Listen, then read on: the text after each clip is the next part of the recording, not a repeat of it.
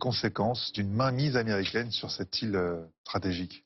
Alors, moi, je pense que anéantir les infrastructures, c'est pas une option pour Donald Trump. Je pense pas qu'il aille jusque-là. En revanche, effectivement, de prendre la main sur ce centre névralgique du régime, qui et pas seulement pour ce régime, mais pour aussi pouvoir gérer l'après, de tenir les ficelles en fait de ces revenus pétroliers iraniens et de ces infrastructures qui sont très très stratégiques pour les Iraniens.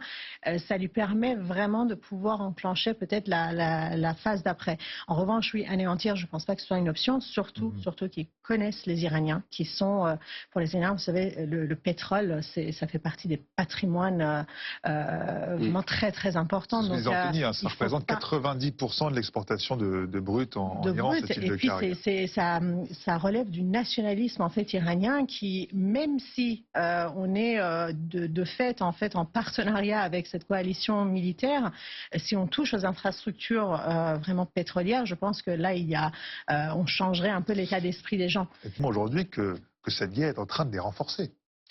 Alors, renforcement d'un noyau dur, effectivement. Le noyau dur, comme il baigne dans le rhétorique anti-américain, anti-israélien, plus vous frappez, plus ils vont se durcir.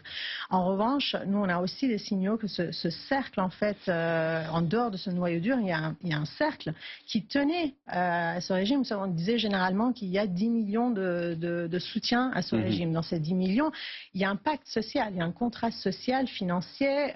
Ils vivent, en fait, ils dépendent du régime, ils vivent de ce régime.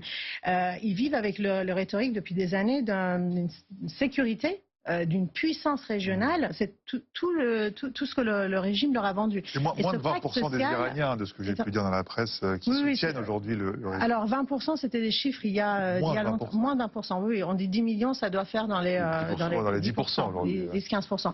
Et donc, ce pacte social n'est plus. Donc, et les infrastructures ne sont plus. Ils sont traqués partout dans la ville et le nombre de morts et de blessés augmente chez ces forces-là, qui sont vraiment les soldats. Je pense que de manière très rationnelle, en fait, on peut s'attendre à ce que les fissures se révèlent de plus en plus. N'oublions pas aussi qu'on a eu encore des désertions dans le corps diplomatique. On en a eu 2 cette semaine encore, qui se rajoutent. Alors évidemment, c'est la partie visible de l'iceberg, les diplomates, mais ces signaux-là sont là, et puis les Israéliens n'arrêtent pas les frappes avec drones sur Téhéran et sur les principales villes, se poursuit. C'est pour ça qu'il est